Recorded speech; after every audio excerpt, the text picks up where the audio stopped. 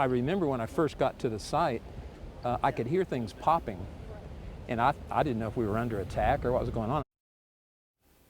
In tonight's Big Story Breakdown, we are exploring Oklahoma City's 30 years of hope and healing as we prepare to mark the anniversary of the bombing. Rick Moore was the assistant to the Oklahoma City mayor back in 1995. When he looks back, what he remembers most is how helpful people were during that dangerous situation. Fox 25's David Chasanoff joins us live after speaking with him. David, tell us, where was he when that bomb went off? Wendy, Moore tells me he was at City Hall. He heard a loud boom and then saw smoke coming from where this memorial is now located, and he ran as fast as he could to help people. A lot of smoke and fire and noise, and it was totally chaotic. Rick Moore says April 19th, 1995 showed what he calls the Oklahoma City spirit. Everybody was willing to help. There was no one that didn't want to do something. They were all trying to be a part of, fixing things. Tears would just be flowing down your face because of how they were just so great. After the bombing, he helped organize daily press conferences at the Civic Center. It worked really well because we just told them, we will do that for you every day, 11 o'clock, be here and we'll give you all the details. Months later, he joined former Mayor Ron Norick for what they named the Thank You America Tour, showing gratitude to cities who offered FEMA assistance after the bombing. This was in the governor's office. We were in the Blue Room announcing the Thank You America Tour. That was a special thing to get to go to around the country and thank them. Moore also kept stations across the country informed about how Oklahoma City was recovering. One time he called a radio host near New Hampshire, where his daughter was going to school. He said, hey, we've got a lot of volunteers here at the station who have come in and they're helping to bottle and pack things up and send to the Oklahoma City survivors. One of them here said they know you. It was my daughter. Tears just flowed down my face because that was so special. Moore says he also got to meet President Bill Clinton and talk about recovery efforts for 30 to 45 minutes. He tells me he hopes to reconnect with him this weekend when he's in town for the 30th anniversary. Reporting live in Oklahoma City, David Chasanoff, Fox 25 News. David, thank you. The 30th anniversary ceremony takes place this Saturday, but due to weather concerns, it is being moved indoors. Now the ceremony will be held at First Church, located at the corner of Northwest 5th and Robinson. Following the ceremony, the Oklahoma Fire Pipes and Drums will lead everyone to the field of empty chairs. In the years since the bombing, the Oklahoma City National Memorial and Museum has utilized new teaching methods and technology to help new generations connect with the tragedy.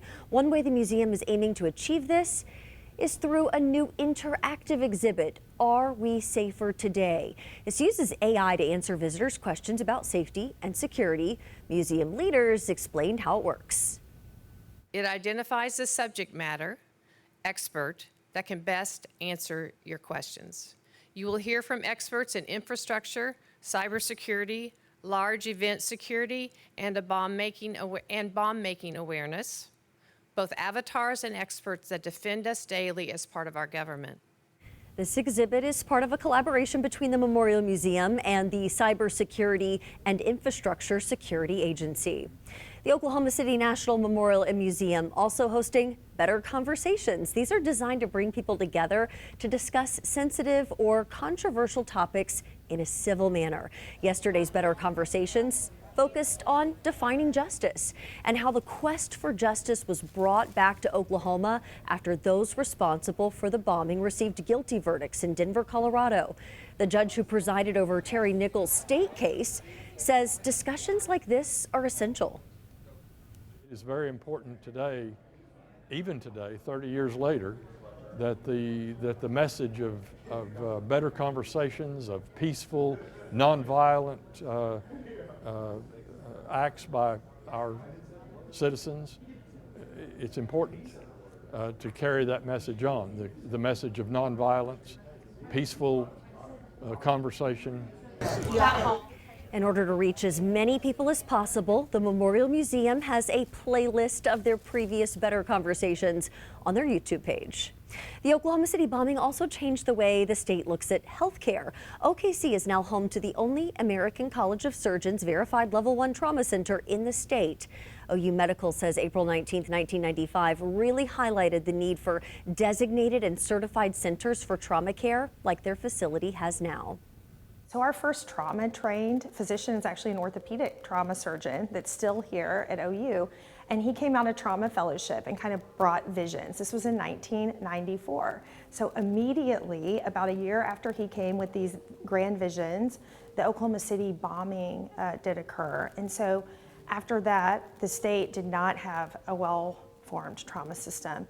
And that gave us, that gave him some support, a lot of state support for that, and as well as Dr. Albrecht came here in 2001, and she brought with her a lot of trauma knowledge, and the trauma system developed kind of spurred by that. OU medical staff holds a symposium each spring to share what they've learned and ensure healthcare workers across the state are also thoroughly prepared for all types of trauma care. A new highway sign will be placed tomorrow along I-35 near Perry to honor retired OHP Lieutenant Charlie Hanger. OHP says Hanger pulled over and arrested Timothy McVeigh, the man convicted of carrying out the 1995 Oklahoma City bombing. At the time, Hanger stopped McVeigh after noticing his car did not have a license plate. Because he was acting suspiciously, Lieutenant Hanger arrested him for carrying a concealed weapon. The sign honoring Lieutenant Hanger will be unveiled at 10:30 tomorrow morning. Well, since the Oklahoma City bombing, many changes have been made all across the nation in the way that cities and states prepare for potential acts of domestic terrorism and civil unrest. Oklahoma is no different, with many organizations working together in the event of a crisis. Fox 25's Adam King found out how Oklahoma is preparing to keep its people safe. I have the utmost confidence in the team here at FBI Oklahoma City that in the event something happens, they're all going to respond and answer the call. Doug Goodwater, special agent in charge of the FBI Oklahoma City field office, says responding to large-scale events in the state now take a hand-in-hand approach. It is a whole team approach, and when I say whole team, I mean the whole FBI office here in Oklahoma, all of law enforcement in Oklahoma, our state, local, and federal partners. The FBI, Sheriff's Office, Department of Emergency Management, and National Guard, among others, are all prepared in the case that violence strikes the state again. We would bring every resource we have to bear to either assist our partners or to lead the investigation. And in these types of situations, the first step is to establish communications and command of the scene. Primary responsibilities would be securing the scene and then taking care of medical needs. But while that's going on, we would be sending people forward to be able to coordinate in person and evaluate the scene to see what resources might be needed. Of the resources coordinated, one squadron based in Oklahoma City was made by the decree of President Bill Clinton after the Oklahoma City bombing and the original attack on the World Trade Center in 1993 inspired a change in defense strategy. President Clinton at the time noticed there was a big gap in the capabilities for response for domestic terrorism. 10 specialized teams were initiated, one for each FEMA region. Now there's 57 teams across the country, with the third team in Region 6 residing in Oklahoma. This National Guard unit is full-time as opposed to the one weekend-a-month squadrons and can be at any disaster in Oklahoma within 60 minutes. Chemical warfare, biological warfare, explosive attacks, anything that the state of Oklahoma or the country might need. Aaron Daughtery, Deputy Commander for 63rd Civil Support Team, describes the edge this unit gives in a pressure situation. We have specialists throughout the whole team. There's only 22 of us, but every one of us comes from a different background. Because we go through all that training and we're all different backgrounds, it really doesn't matter what the problem is.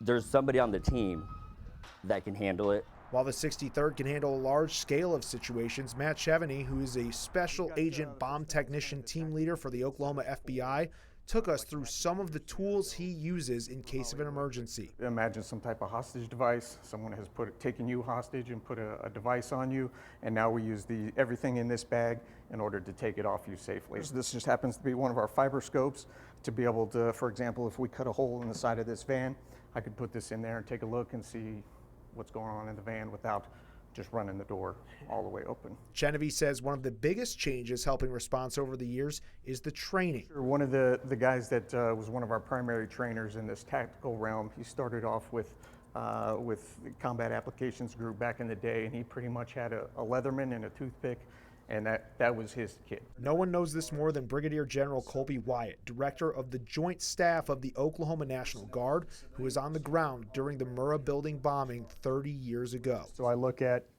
how we were developed back then in 1990 and the events that had us doing that type of operation to where we are now, and the level of training that we put into it now is by far surpasses anything we did back then. He can recall the original civil disturbance training he did was only 4 hours long. We would pull out the equipment like the shields and the wooden batons, maybe the face shields for our helmets, and we would line up and go through what we called stomp and drag.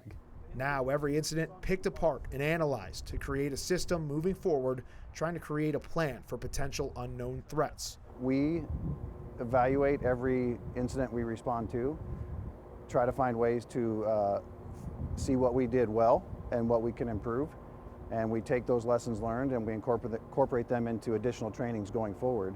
But the most revolutionary piece of technology isn't something you'd find exclusively in a military building. Adam Hedrick with the Oklahoma National Guard says most of you can actually find it on you right now. The fact that everyone has cell phones and we have the 800 megahertz radios now to be able to speak, those are the big advantages. Moving forward, all responders agree a good base of communication sets the standard for the way threats are prevented, controlled, and handled both now and in the future. The biggest thing is the relationship building.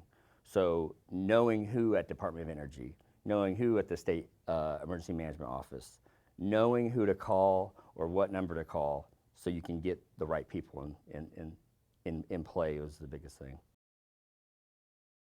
The American Red Cross Serving Oklahoma is inviting you to their reception tomorrow to honor the relief efforts and volunteers in the aftermath of the bombing. Shining Through the Darkness will recognize and thank the selfless volunteers who provided crucial support. The Red Cross went on to help families and victims with their needs for years after the bombing. Doors open tomorrow at 1 o'clock at the Oklahoma Center for Nonprofits. The Oklahoma Office of Homeland Security will soon have a survivor tree sapling. The department will plant the tree this Saturday in front of the Homeland Security offices at the Robert Lester Training Center in commemoration of the 30th anniversary of the bombing. And that was your big story breakdown tonight. You can find more information about the 30th anniversary remembrance ceremony on OKCFox.com.